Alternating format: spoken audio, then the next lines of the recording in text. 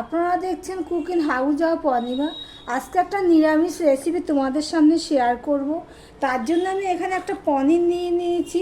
পনিরটা কিছুটা গ্রেট করেছি। এই পনিরটা আমি পুরোটাই গ্রেট করে নেব। এইভাবে পুরো পনিরটাই আমি গ্রেট করে নেব।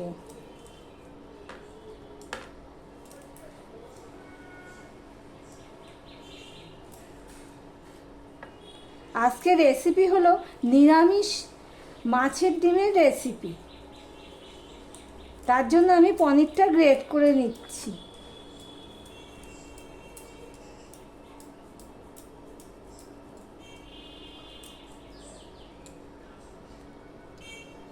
একটা কড়াই বসিয়ে দিয়েছি। কড়াইটা গরম হয়ে গেলে রিফাইন্ড অয়েল অর্থাৎ সাদা তেল দিয়ে দিয়েছি। তেলটাও গরম হয়ে গেছে। এবার আমি একটু নুন দিয়ে দিলাম আর একটু হলুদ দিয়ে দিলাম। এবারে আমি সম্পূর্ণ দেখো পনিরটা গ্রেট করে নিয়েছি। এই পনিরগুলো অর্থাৎ মাছের ডিম, নিরামিষ মাছের ডিমগুলো আমি ভেজে নেব। আমি দুই ব্যাচে ভাজবো, এক ব্যাচে ভাজবো না।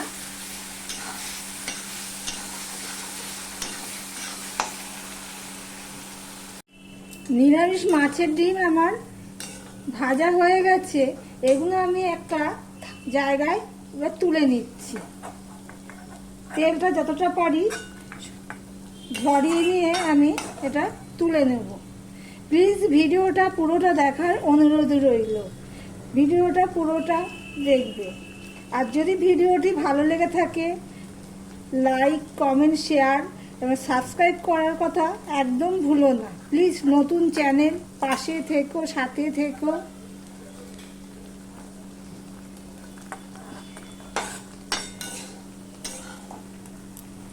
আমার সবটা তোলা হয়ে গেছে। এবার আরও অল্প নিরামিষ মাছের ডিম রয়ে গেছে।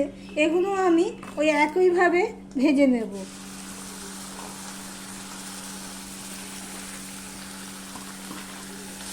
ভালোই হয় এইভাবে রান্না করে খেতে। একঘেয়ে খেতে খেতে আর ভালো লাগে না, তখন এইভাবে করে খেয়ে দেখতে পারো। ভালোই হয়, খারাপ হয় না। আমার নিরামিষ মাছের ডিম বা পনিরগুলো ভাজা হয়ে গেছে। এবারে একটু তেল দিয়ে দিলাম। কড়াইটা পরিষ্কার করে নিয়েছি। তেল দিয়ে দিয়েছি, দিয়ে একটা শুকনো লঙ্কা দিয়ে দিলাম। সাথে দিয়ে দিলাম একটু তেজপাতা।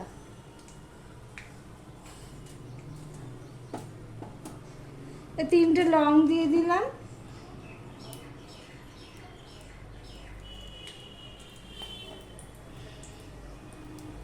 দুটো এলাচ চিড়ে দিয়ে দিলাম আর একটু দারচিনি দিয়ে দিলাম।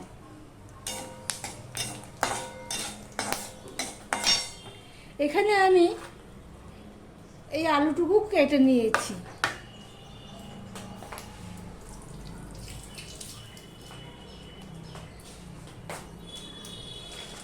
অল্প একটু জিরে দিয়ে দেবো। এই হাফ চামচের মতন জিরে দিয়ে দিলাম। আর এই কেটে ধুয়ে রাখা আলুগুলো আমি এখানে দিয়ে দিলাম।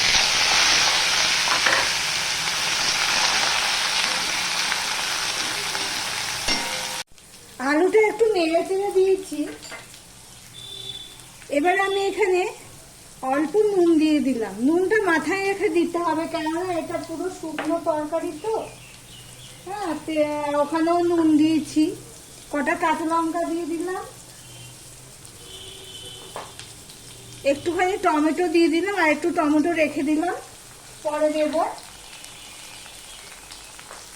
1.5 চামচের মতন আদা দিয়ে দিলাম।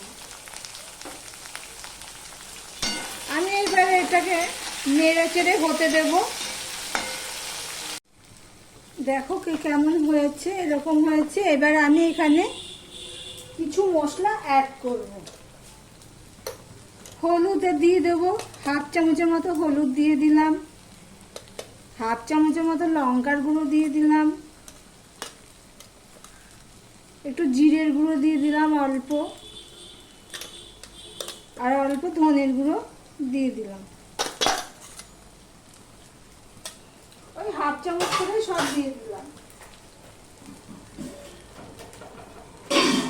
মশলাটা কষানোর জন্য একটু জল দিয়ে দিলাম।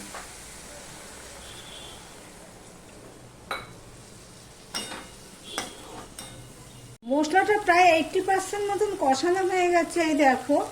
এখন আমি এর মধ্যে একটু কসুরি মেথি দিয়ে দেবো।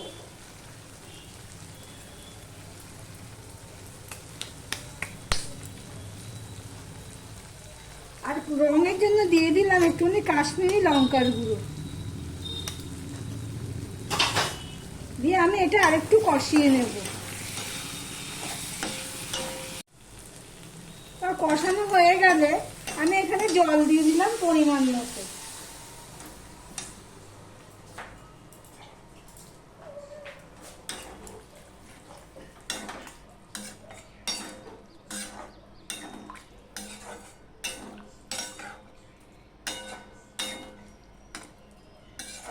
এবার তরকারিটা আমি ফোটার জন্য অপেক্ষা করব।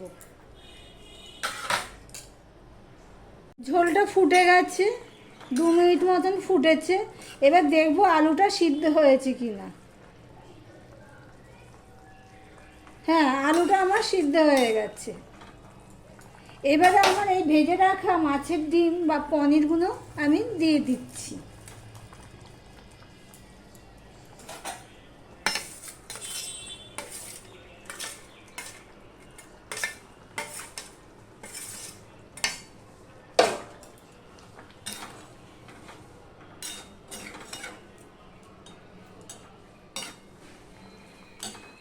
আমি যে কটা টমেটো রেখে দিয়েছিলাম সেটা আমি এখন এখানে দিয়ে দেব।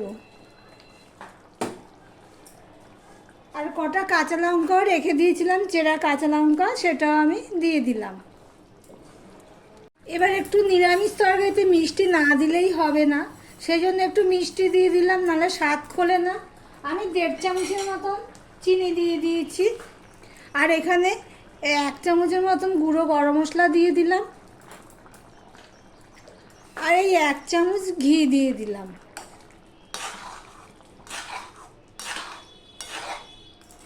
দিয়ে আমি একটু হাফ মিনিটের মতন ফুটিয়ে নেব। তাহলে নিরামিষ মাছের রেসিপি তোমাদের কেমন লাগলো কমেন্ট করে জানিও। আর ভিডিওটি যদি ভালো লেগে থাকে তাহলে প্লিজ সাথে থেকো, পাশে থেকো পুরো। এবারে আমি একটা ডিশে নিয়ে তোমাদের সামনে চলে আসছি।